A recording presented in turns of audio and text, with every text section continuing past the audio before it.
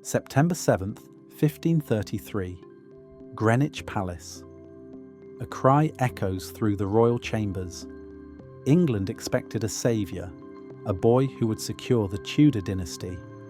Instead, a girl lay in the cradle, Elizabeth, daughter of King Henry VIII and his second wife, Anne Boleyn. For her father, it was a disappointment so profound it shaped her entire childhood. Henry needed a son. Elizabeth was a failure from the moment she drew breath. Courtiers whispered, nobles frowned, and her mother, Anne, struggled to maintain her position. When Elizabeth was just 2 years old, that fragile security shattered. Anne Boleyn was executed on charges of treason and adultery. Overnight, Elizabeth was declared illegitimate. The royal baby, who should have been a princess of destiny, became a bastard, cast aside by the man whose love mattered most. Her childhood was marked not by the warmth of family, but by absence. She was shuffled between households, raised by tutors and attendants rather than parents. Yet in that loneliness, something remarkable took root. Elizabeth devoured books. She mastered languages, philosophy, history, and theology with a ferocity that shocked her teachers. The girl discarded by her father grew sharper, hungrier, more determined than anyone realized. Still, the scars remained. She was a child who learned early that love was conditional, safety an illusion, and survival a skill. No one looking at that unwanted little girl could have guessed she would one day hold England itself in her hands. Elizabeth's childhood ended the moment her mother's head fell to the executioner's block. Though barely old enough to understand, the lesson was etched into her life. In the Tudor court, survival meant silence, and trust was fatal. Her half-sister Mary, the daughter of Catherine of Aragon, saw Elizabeth as living proof of her mother's humiliation. Her half-brother Edward, a legitimate son, pushed her further to the margins. Elizabeth drifted between palaces, a figure of awkward status, royal blood, but tainted by scandal. And yet, the danger she faced wasn't just neglect. It was the lethal game of succession. Every faction in England saw Elizabeth as a tool to be used. She was dangled in marriage negotiations like a bargaining chip, her value measured in alliances and potential heirs.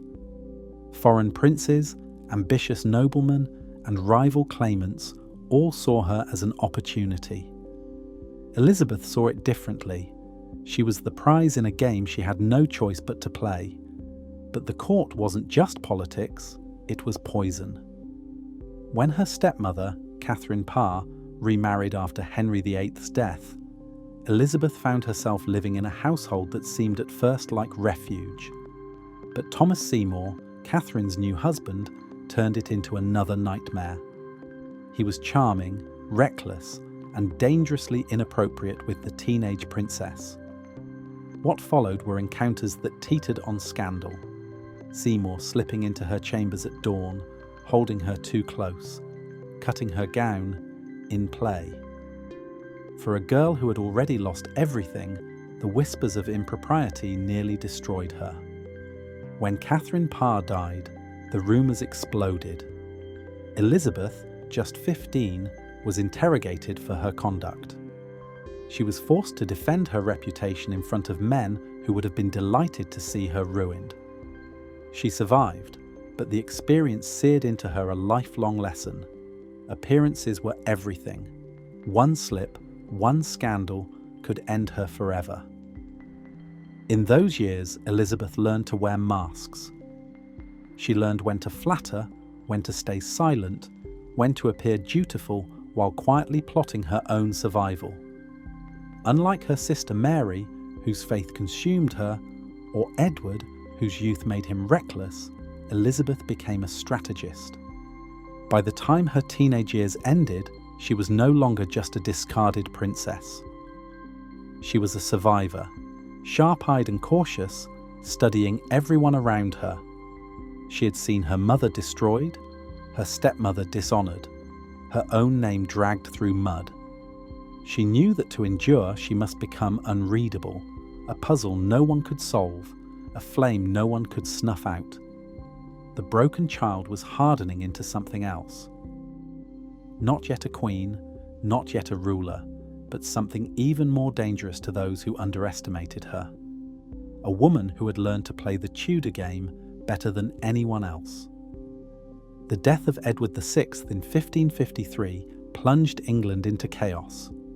The boy king had tried to rewrite the line of succession to cut his Catholic sister Mary, and Elizabeth too, out of power. For a few fevered weeks, Lady Jane Grey, a fragile teenager manipulated by her family, was proclaimed queen. Elizabeth watched from the shadows as the country tore itself apart. She knew better than to move too soon. In Tudor England, boldness could be suicide. When Mary ultimately seized the crown, Elizabeth's situation grew more dangerous than ever. She was the next in line, and that made her a threat. To Mary's Catholic supporters, Elizabeth represented not just heresy, but rebellion. Rumours swirled that Elizabeth was secretly plotting with Protestant rebels, even conspiring to assassinate her half-sister. The young princess found herself dragged before interrogators, accused of treason. For weeks, her life hung by a thread. She was imprisoned in the Tower of London, the same fortress where her mother had awaited execution 2 decades earlier. As Elizabeth entered its iron gates, she is said to have whispered, "I am innocent, and there is no reason I should be cast into the tower. Here I shall die." But she didn't. Elizabeth endured interrogation after interrogation with icy control, denying everything while revealing nothing. Her survival was a masterclass in restraint. No rash words, no misplaced emotions, just calm insistence on her innocence. She lived because Mary could not find proof, and perhaps because killing her sister outright would have provoked rebellion. For 5 years, Elizabeth lived under Mary's shadow, every day a gamble of loyalty, every smile concealing fear. She studied, she observed, and she waited. When Mary's health collapsed in 1558, the throne finally passed to the girl who had once been dismissed as illegitimate. The coronation of Elizabeth I was more than a political ceremony, it was a resurrection. The bastard child of a disgraced queen, the teenager nearly ruined by scandal, the prisoner who walked the tower's haunted halls, now crowned with the golden circlet of England.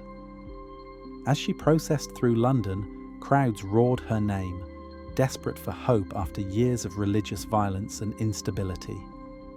From her first days, Elizabeth made it clear. She would not be a puppet for any faction, foreign or domestic. She rejected marriage as a political trap, declaring herself wedded to her country. She summoned advisors who feared her mind as much as they admired her charm. And she began reshaping England's destiny, step by careful step. The unwanted child had taken the crown. The pawn in other people's games had become the queen at the centre of the board. And in the glitter of her coronation, no one could yet see the cost, or the iron will she would need to hold her throne against enemies on all sides. Elizabeth's coronation was a dazzling moment of triumph, but the crown came with a crushing weight. England in 1558 was a fragile kingdom surrounded by enemies, teetering on bankruptcy and deeply divided by religion. To survive, Elizabeth had to be more than just a monarch. She had to be a master of image, strategy, and endurance. From the beginning, she cultivated a persona larger than life. When pressed to marry, she turned her greatest vulnerability into her sharpest weapon. Suitors from Spain, France, and the Holy Roman Empire all competed for her hand, but Elizabeth never gave them an answer. Instead, she dangled the possibility of alliance without surrendering her independence. By vowing herself as a bride to her country, she became untouchable, England's Virgin Queen. Her reign was defined by brutal choices. She authorised the execution of Mary, Queen of Scots, after years of hesitation, knowing it could trigger international war.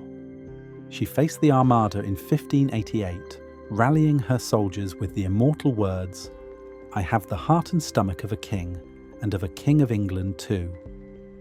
Against staggering odds, England triumphed, and Elizabeth's image as a warrior queen was sealed. But behind the pageantry was sacrifice. To rule alone meant to live alone. Her chambers were filled with courtiers, poets, and suitors, yet she remained isolated, trusting few and loving fewer. She aged under layers of heavy makeup designed to hide scars and decay, her once fiery hair replaced by elaborate wigs. Every public appearance became a performance, every smile part of the myth she had carefully constructed.